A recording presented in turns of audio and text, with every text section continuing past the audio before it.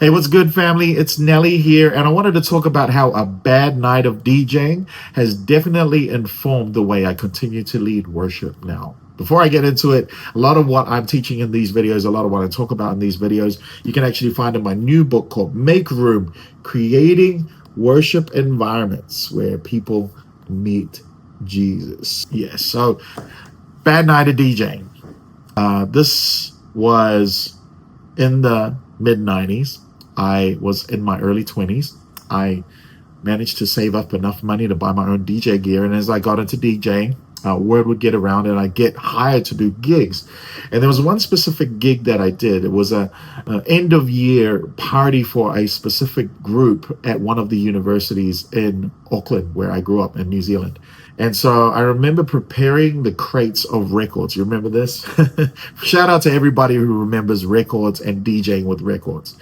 And so you would prepare specific records, vinyl records, and you put them in bags or crates to take to the venue. And you'd bring your gear along, you'd plug into whatever system there was, or you'd bring your own system, and you would DJ the event. And I remember the demographic was actually completely different from the ones that I prepared for in the crates of records that I had. So I walk in there, and lo and behold, it did not go well. I remember having the conversation with the organizers after the event. It was a bitter pill to swallow. They were not happy. The pundits were definitely not happy. And I walked away completely unhappy. But a lesson learned.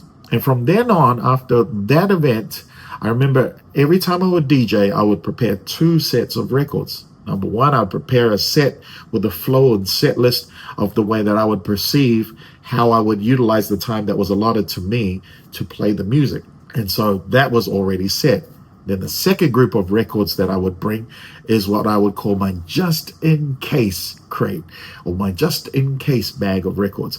And in that bag of records, or that crate of records, would be just in case we took a left turn, or just in case it starts to take a different direction from what I prepared for, I had that in the crate or the bag. Now, fast forward to now, where I'm leading worship and have been doing worship ministry for quite some time.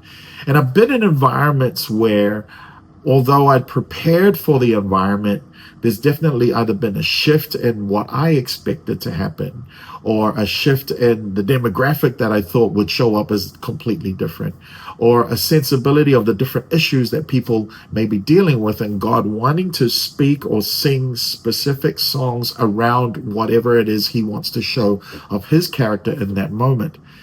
If I stick to my script and don't go off script, then there can be a sense of not maximizing the moment, not maximizing the opportunity that was there for me to be able to utilize to help people meet Jesus in that moment. Why? Because I'm so stuck to my set list. So I wanted to give you 3 principles to think about when you are invited to lead worship, or you are singing songs towards God, or you're creating these environments where people meet Jesus. To consider just 3 things I want you to consider when you're moving prophetically in worship. Number 1, you want to build your repertoire.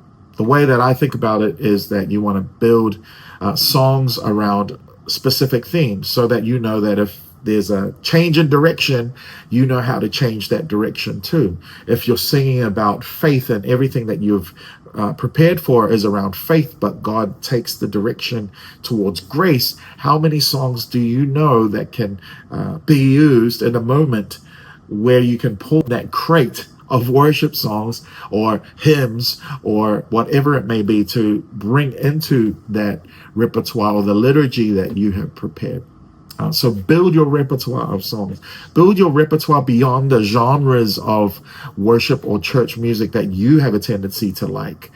Build your repertoire of hymns. Build your repertoire of current contemporary selections, showing different characteristics about the personhood and the character of God, so that you have an all-round picture of who God is based on the songs that you've memorized. Build your repertoire, number 1. Number 2, don't just prepare set lists, prepare song pools. Don't just prepare set list, prepare song pools. You can have your set list prepared for a specific service, but then if it requires for you to move in a different direction, you have a pool of songs of which you can pull from so that you can integrate those songs into the mix of what you already have. And here's a side note. If those songs don't exist, how about challenging yourself to write those songs? We'll talk about that in a different video. So build your repertoire, number one. Number two, don't just prepare set lists. I want you to prepare song pools. And then number three, think in terms of the allotted time and not just the number of songs. What I mean by that is if you've been entrusted with a certain amount of time, think with regards to that time that you've been allotted and how you can create an environment for encounter with Jesus within that allotted time. The songs facilitate that.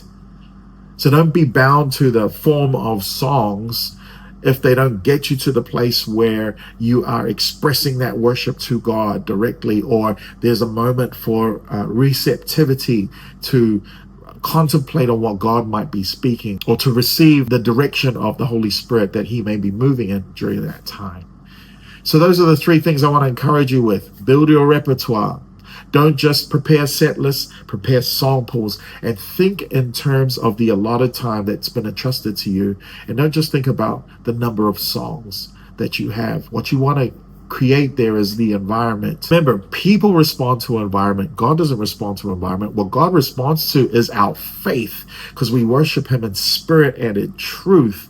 And if we step out of faith and declare that he's worthy of our worship, and we create the environment for that, then people respond in faith and God responds to our worship. So that's all I wanted to share with you. Don't forget, a lot of what I'm talking about can be gathered from this book right here, Make Room. Go get your copy now. Grace and peace.